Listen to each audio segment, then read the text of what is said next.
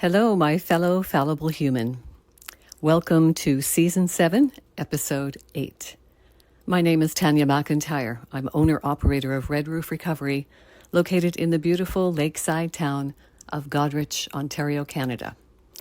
Red Roof Recovery has been my passion for the past few years, and it has been an intricate part of my continued freedom from addictions and the successful management of my mental health without pharmaceuticals.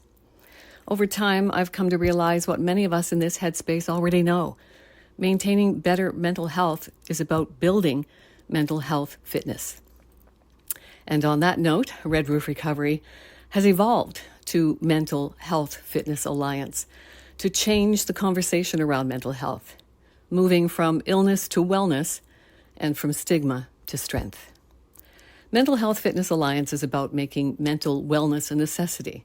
Just like physical fitness strengthens our body, mental fitness strengthens our mind, helping us and organizations thrive in an increasingly complex world.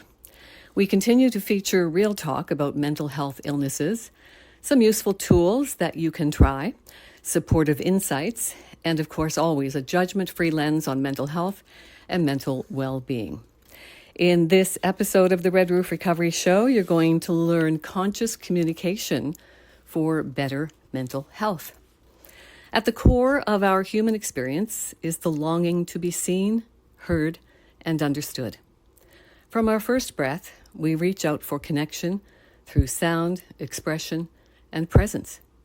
Yet, as we grow older, many of us find communication can be filled with misunderstandings, defenses, and emotional distance. Why is something so natural often so difficult? Well, the answer lies not in our intellect, but in our pain. We carry within us stories, not just of our lives, but of our wounds, unhealed trauma, unmet needs, and longings buried beneath layers of adaptation and survival mechanisms, all shaping how we relate to others. When we are not aware of this inner conflict, we can find ourselves reacting instead of responding. We defend instead of listen. We control instead of connecting.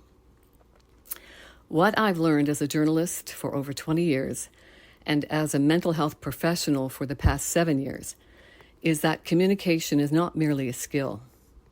Communication can become a doorway to deeper self-awareness. I've learned to practice a few principles for more effective communication. These principles are not rules to follow, but rather invitations to return to your center, especially when it feels hardest to do so. So we want to start listening with our whole being. I know that sounds quite complex. Most of us don't truly listen, though. We wait, we judge, we prepare a response. But when we soften into presence, into mindfulness, when we give someone our full attention, we create the space where healing can begin. And let empathy lead. Empathy is not agreement. It's a courageous act of acknowledging the emotional truth of another person, even when it triggers discomfort in ourselves. This requires emotional maturity and inner safety, both of which can be cultivated with intention. And let's focus on being anchored instead of armored. When we feel threatened, we either reach for control or we retreat into silence. But strength lies in staying present, grounded in our breath, and choosing authenticity over defense. Let's speak our truth and our trauma. I don't know anyone who hasn't experienced some form of trauma. So using I statements can be very powerful, but only when they arise from clarity, not blame. Ask yourself, am I speaking to connect or to protect? Ask to understand, not to expose. Genuine curiosity fosters intimacy. Questions like, can you please help me understand what this feels like for you? Just that statement alone can disarm defensiveness and invite openness.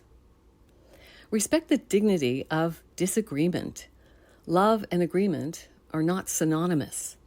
You can hold space for difference without withdrawing your warmth or care. Protect your boundaries with kindness. Saying no can be an act of deep self-respect. It's not a rejection of others, but rather an honoring of your own limits. Apologize with integrity. A true apology is not about being wrong. It's about being real. It says, your experience matters to me more than my ego. Seek the healing, not just the outcome. When you speak, ask yourself, what am I really needing?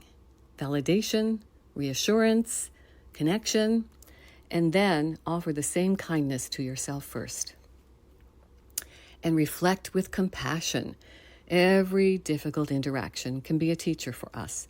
Not to shame yourself, but rather to grow in awareness, to see your patterns more clearly, and to begin to respond differently the next time. Better mental health does not mean that we never struggle. It means developing the capacity to witness our experience with compassion, to understand our inner voices, and to speak from the part of us that seeks connection, not control. Mastering communication is not about perfection. It's about presence. And from that presence, a more peaceful, connected, and meaningful life begins to unfold for you. It happens one conversation at a time. And if you would like some support building habits that nurture empathy, self-compassion, and deeper connection, I would love to hear from you. Connect with me at redroofrecovery@gmail.com. Together, we can take gentle, powerful steps toward your healing and life balance.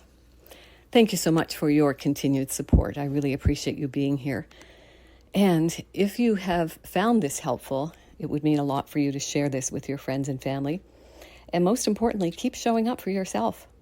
May the force be with you. And remember, you are the force.